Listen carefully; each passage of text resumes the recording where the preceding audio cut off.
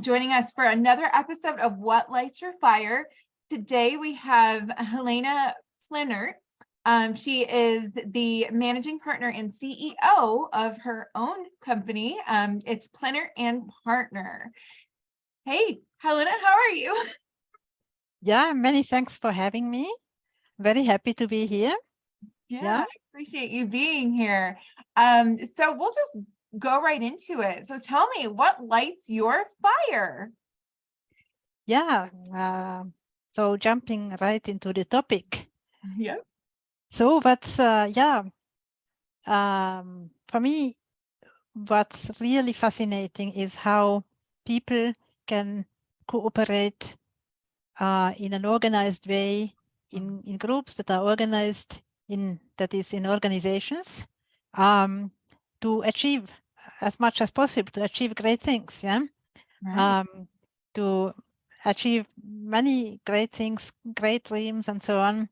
Mhm. Like when I was a teenager, I'm opening a little parenthesis here, but when I was a teenager, Please do. also as a kid, but especially as a teenager, I was super fascinated by space. And I'm still, as you can see behind there. But that was still not my first passion. That's something I find interesting and very impressive.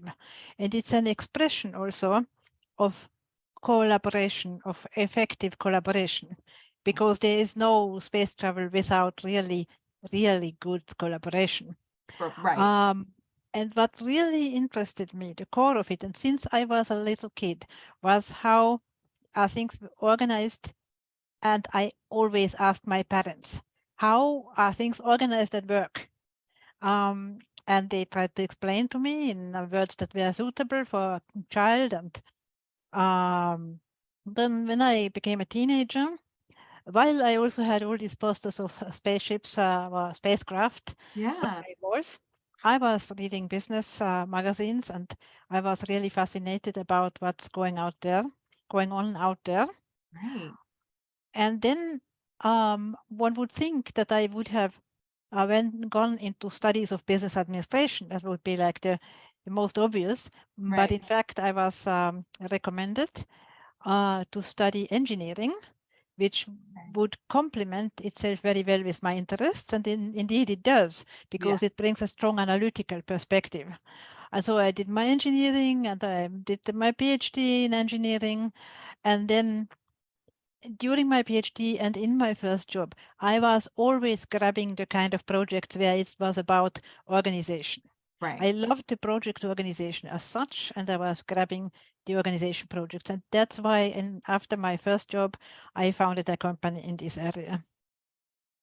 Yeah. Well, and that's fascinating. You've really always known. You've always known that this is kind of where you were going to end up and that you were destined to, help organizations collaborate better. Yes, yeah, that was always I didn't have to look for the passion. It was always there. Right. I had to find the right expression Right. in the sense that becoming an entrepreneur was a possibility, but it was not something I had decided before my studies. It was, Right. I did my PhD, I went for a first job in a good company, and then after that, I saw it was the right moment to go. And I was still evaluating several options, Right. but the way that opportunities presented themselves at the time, I saw it was really the time to go for entrepreneurship. Yeah, and that's how I can express also and practice what I find most fascinating. Yeah. So, in your practice, what would you say is like the most fascinating sort of project that goes with your fire and your passion? Yeah, well, many projects, because it's also very multifaceted what I do. My company, we work mostly with small to mid-sized companies. Mhm.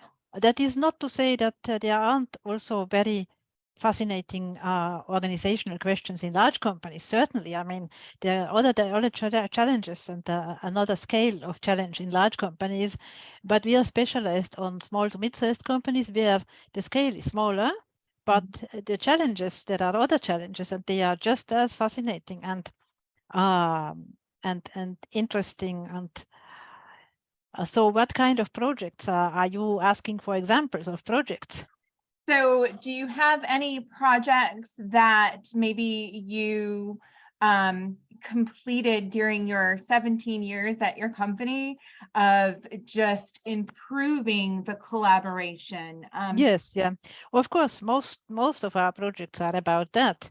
Yeah. So, for example, the type of project that we do is to help companies set up to question first, do they have the right organizational structures? For example, small to mid-sized companies may be growth companies that are growing fast.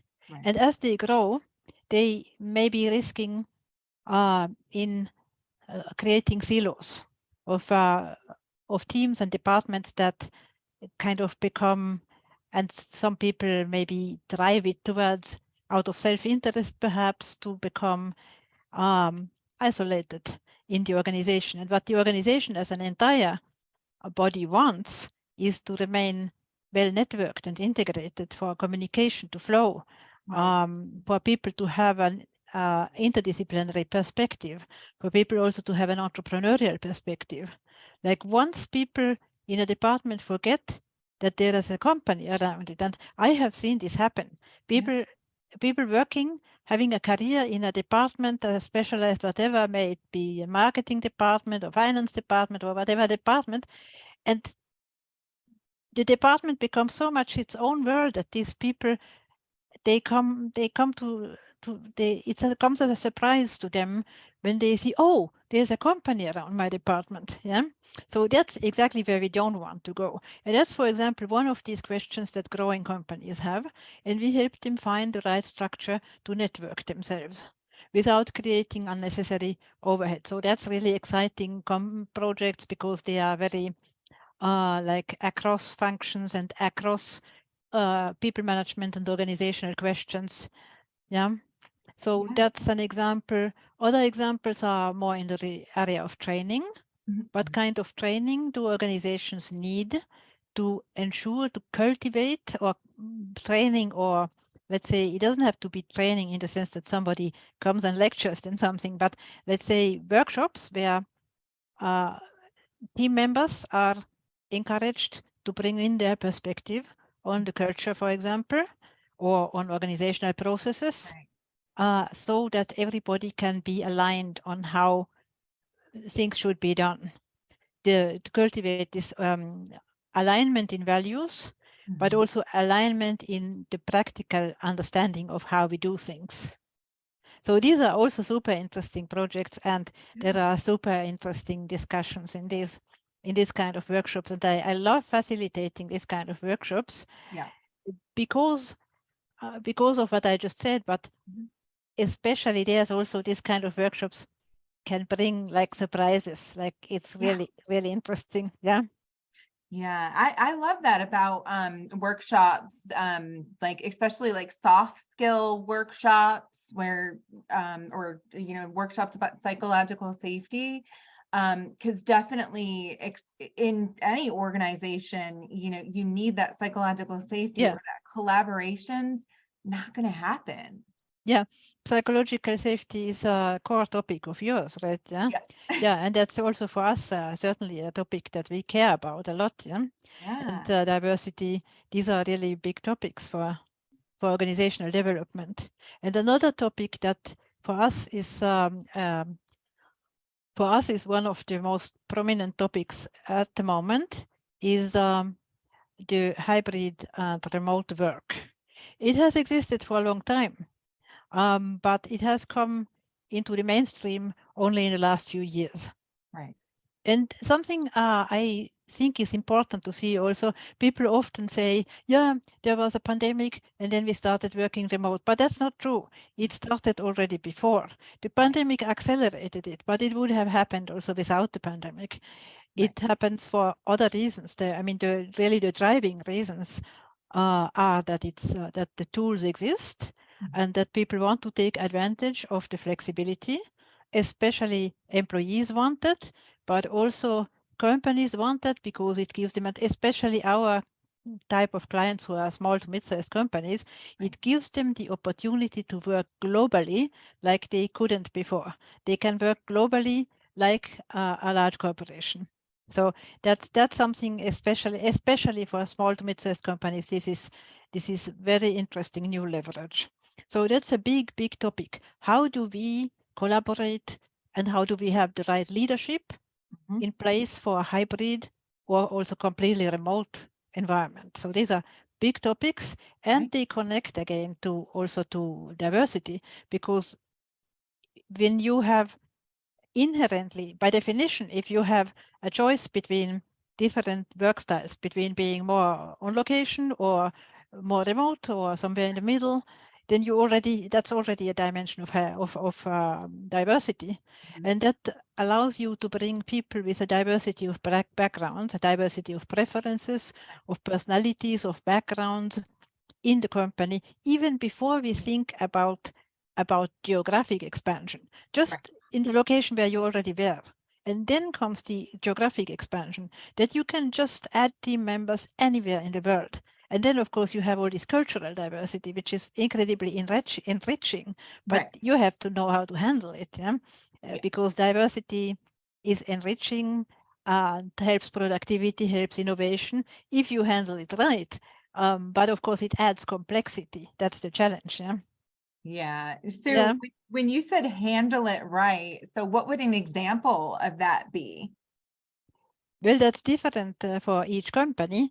But the main thing that we are, the main message that we have for companies that we work with is that it's not about the technology.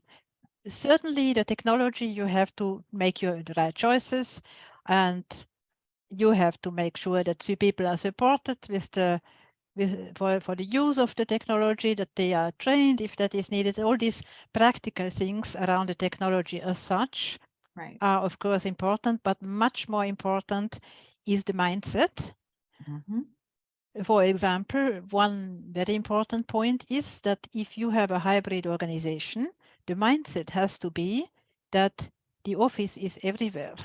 It's not like there is the office and then there is kind of the other places which are not really an office. Yeah, that implies a judgment that you don't want. Yeah. So yeah, so that's an example of mindset.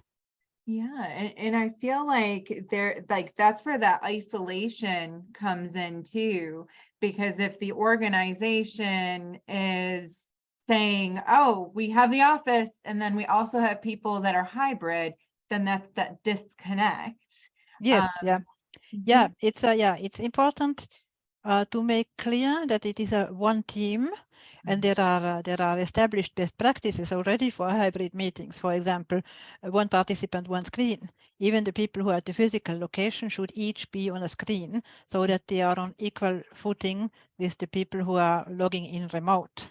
So that's just a little practical example, but it's an expression of a mindset where you see these things as being a welcome diversity and things that are equal, and not somehow there is a hierarchy between them. And that leads to questions of the whole hybrid and remote, or you could say the metaverse etiquette, the metaquette. Yeah. What do we expect? And that's a question for every company to work on and define for themselves. For example, in asynchronous work, what response times do we expect? That can be a choice, a cultural choice, but there can also be practical limitations when you cover many time zones. So these are things that companies have to work out, so that these kind of things, there need to be cultural expectations in the company culture. yeah. Well, Yeah. Yeah, because you want that diversity. You want, Yes, you know, because the business is only going to grow from the diversity. And, you know, you're right. We've had this opportunity for a while as technology keeps yeah, getting better. And of course, COVID kind of pushed it through. yeah. But I mean, I feel like, you know, this is the future of work. This is the way. Yes, yeah, yeah. you- This is, I think, there is a consensus that Mhm. hybrid is here to stay, and of course, hybrid and the remote part Right, will only grow with the technologies. I just mentioned the metaverse, so now we are here on video conference because that's the established technology of today. But technology is evolving. The immersive technologies are coming where we will be able to connect remotely even more in a more immersive way than on video conference. And this is, we are talking about it as like something in the future. right. But I had a few years ago a participant in a workshop, and I always quote this participant. I like so much what they said. The future has a tendency to sneak up on you. We talk about something in the future, we're still talking, and it's already there. Yeah. So yeah, I like yeah, that. yeah, That, and so there's so much truth to it. yeah, Oh my goodness. yeah. An example also that I'm thinking of as you ask about projects Mhm. in this space, we are currently working with a mid-sized, so a kind of large mid-sized Yeah, company that has offices across the world. It's not a global, it's not a big corporate. It's still a mid-sized company, but a larger one. It yeah, has offices in North America, Europe. It's headquartered in Europe and also in Asia. And so it covers many cultures. right. And but they have the ambition, the leadership, and in that case, the HR is Mhm. strongly in the lead also for this project. Um, they have, or the HR, which is part of the leadership, the Right, top leadership of the HR is part of the leadership of this company. And they have the vision and the ambition to create their own location independent culture. So people will still be, they will be like various European nationalities, they will be Mhm. Americans, they will be Chinese. Right. But when they meet in the company, they will also be representatives of the culture of this company, and there will be a neutral ground of company culture where they meet. Yeah.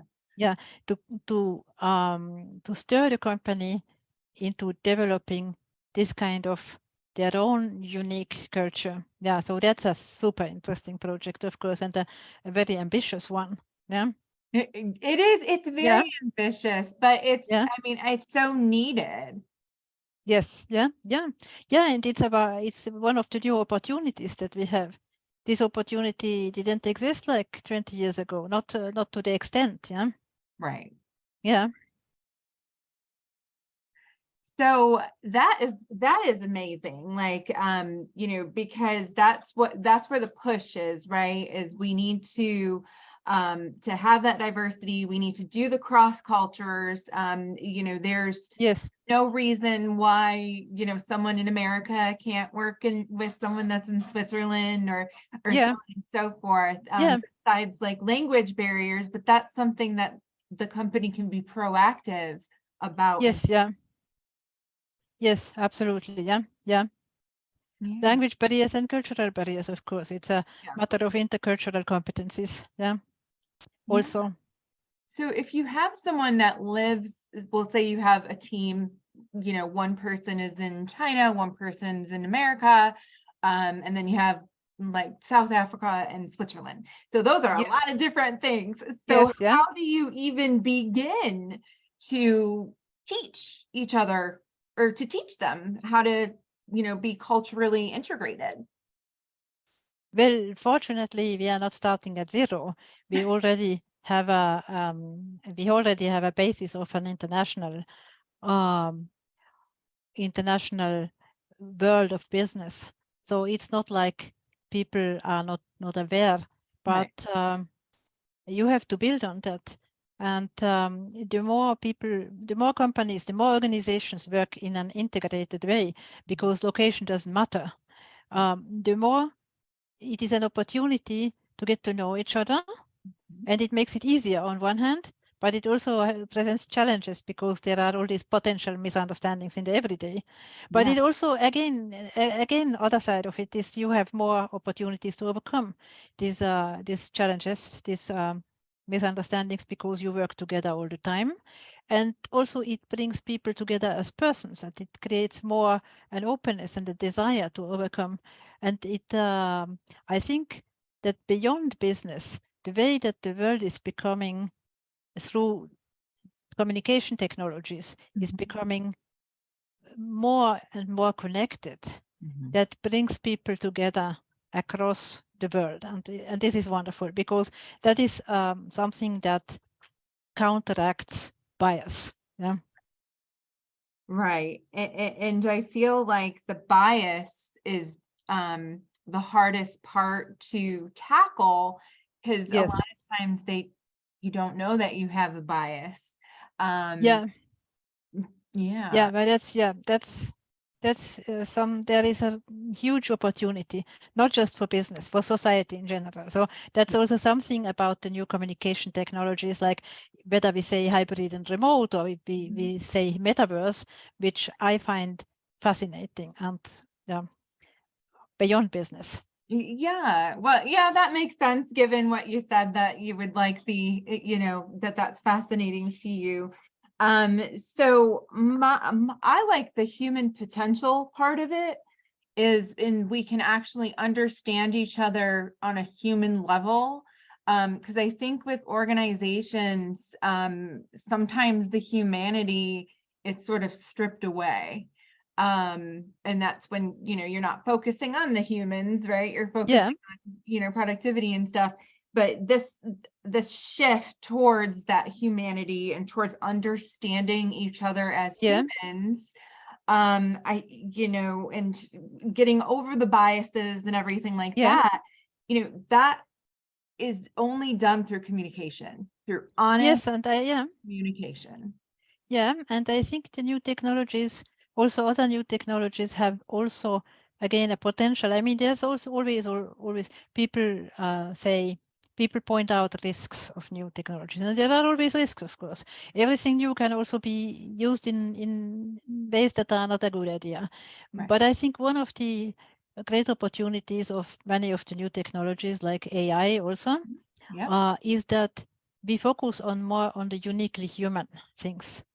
Um, and in the area of like the immersive technologies, where space doesn't matter anymore, Right. it also allows us to focus on what does it really mean to communicate, and what does it mean to be a team, because like being a team doesn't mean sitting in the same room every day. Yeah?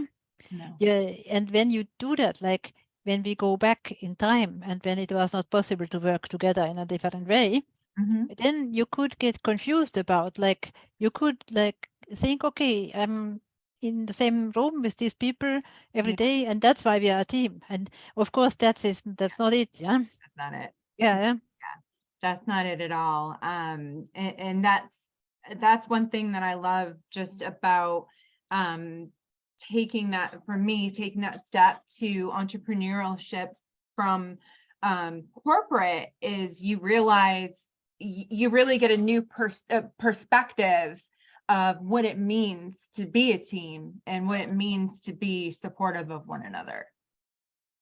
yes, yeah, yeah. Yeah.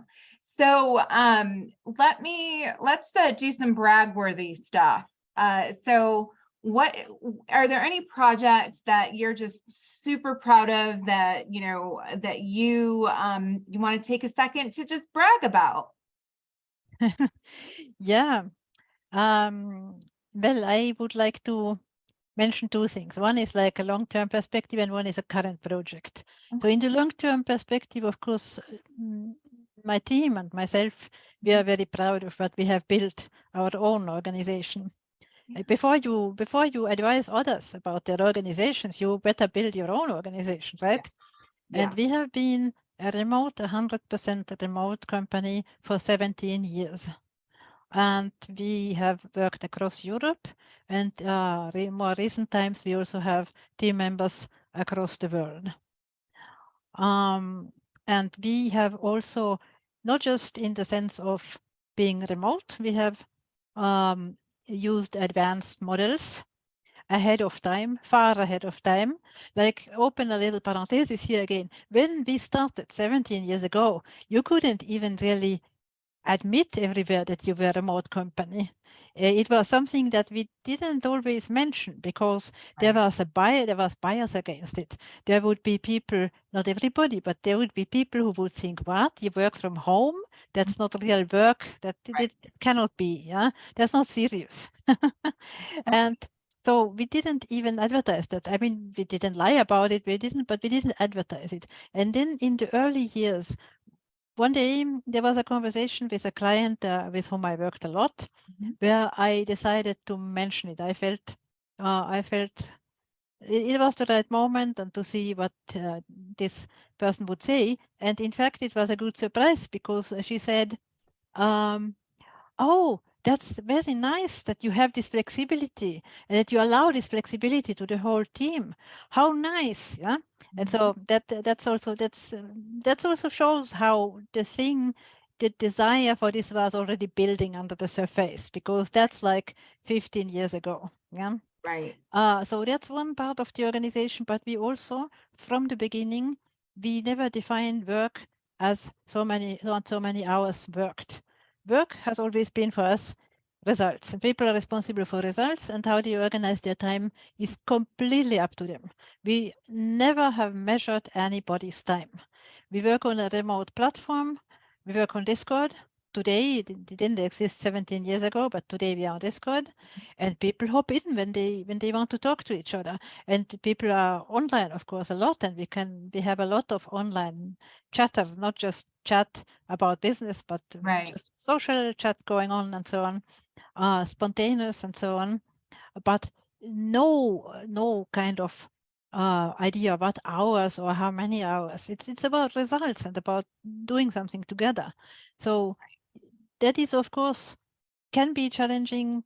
And one way that we have also achieved this is that we have hired experienced people always, who already have built a certain experience in business and know what they want and so on.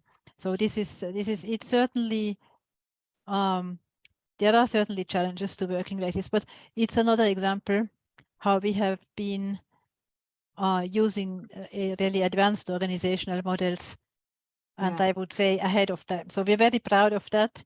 And and now I come to the current project that I wanted to mention. We have, over the last more than a year, since the end of like 2021, we have been putting together a consortium. Together, we and a partner from academia, which is the University for Applied Sciences in Lucerne. Together with them, we have put together a consortium for a large project in research and applied to business about hybrid leadership. Yeah. And we are in discussions with the Swiss Innovation Agency. We have applied for funds, and this application is in an advanced state. Towards the potential approval. So this is really a big, exciting thing. We are so happy about how it's progressing. I know that is super exciting. I always get excited with just leadership in general, especially when you have people such as yourself, where you really understand what the concept of leadership is. And it's not micromanaging or anything like that. One thing that you said when you were like, not doing the 9 to 5s, some people, they're just not the most productive from 9 to 5. So doing a remote work, you're gonna work when you're productive. Yes, I mean, that's another dimension of of diversity, that people have different chronotype. Right. And that's something that fortunately, finally, I just saw an article by Harvard Business Review about it. Fortunately, finally, people are starting to recognize this. To me, it has always seemed obvious that there are people who are like morning people, there are people who are evening people, Yeah. and that's nice that they're different people. But that this be recognized as a positive dimension of diversity and people speak about it, that's quite new. Yeah.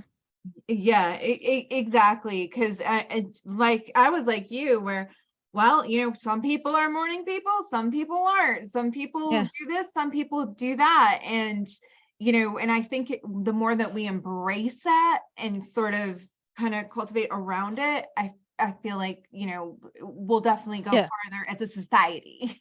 Yes. Yeah. Yeah. Absolutely. Yeah. Yeah. Yeah. So if you were to go back, because you had talked about how, when you were younger and with your parents, you'd always ask them about, organizations and stuff. So if you were able to go back and talk to yourself at that age, what would you say? Yeah. Like I would say, go for it. Go for it. Yeah. Like, of course, it's difficult to, it is not possible to know all the details of how you will realize your plans. Of course. And the advice that I give to others, to also younger people that I mentor, Mhm. is that you should have a clear idea what you want, but be flexible about how, in what shape it will be realized. That's really good advice. Yeah. Yeah, because I feel like a lot of times as humans, we are so focused on what it is that we want. And when it gets where we're not getting what we want, we get frustrated rather than giving ourselves grace and saying, hey, we'll get there. This is just Yeah. another bump in the road. Yes. I mean, certainly another piece of advice is to uh, to have patience and not give up. Like I'm not the first one who says that. Yeah. This is advice that many others have said. Don't give up, and this is really important. And like, and don't imagine that things will happen immediately. Like I sometimes encounter people who say, okay, I'm going to start a business, and if it doesn't um like be super profitable in 1 year, then I'm going to stop. So I tell them, well, then you could stop right now. Yeah, exactly. You could stop Yeah, right yeah. now Like then. it could happen. Sometimes things happen very fast, but it's generally not like that. And people, you have to have the stamina to um to pursue goals. Yeah. Yeah. Yeah. You have to be Yeah. able to have that adaptability, and build that resilience, Yes. Yeah. honestly. Resilience. Yeah. Yeah, because Yeah. you're gonna Yeah. fail, It's the right? other. Yeah. And that's It's the okay. other side. Yeah, like your theme is the fire, yeah, the passion for things. But Yeah. the other side is the resilience. Yeah, Mm. it's not enough to be just very enthusiastic. You No. also have to have the stamina. Yeah. Mhm. Yeah, you have to have that drive, which, yeah, and that's why I say light your fire, right? Because Yeah. you have to have that drive, and it really is a fire kind of that you're going towards. And some people they will maybe never light their fire, but some people have it, and they work towards it, and they don't give up, and then they're better because they're looking at it from a long-term perspective rather Yes. Yeah. than I need results immediately. Yes. Yeah. Yeah. Yeah. So let's flip it. What if your future self came to you right now? So we'll say 10 years. So what's the conversation going to be like? What are you going to tell your future self? What's your future self going to tell you? Yeah. I would ask my future self. So did you build that second company as we envisioned? Because the thing is that I have been in business 17 years. And the company's name has always been Pleinert and Partner. But this Pleinert and Partner is my second company in a way, because my partners, the core partners of the company, my co-owners and I decided a few years ago that the company, we needed to put the company on a more radically innovative footing.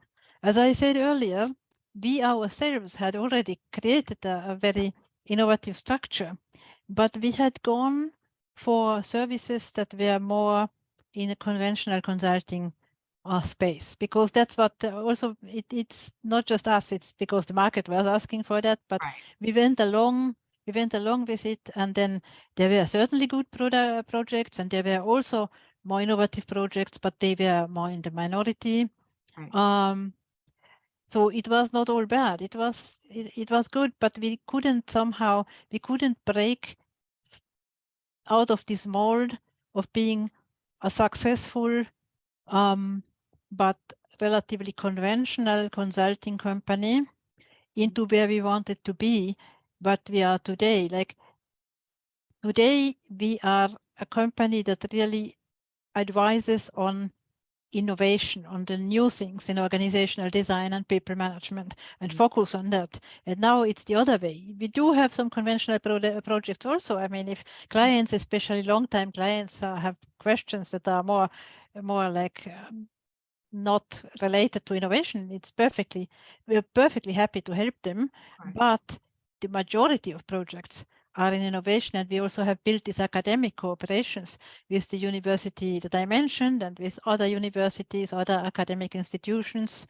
And we have established a think tank, which is like serves as a bridge between business and academia.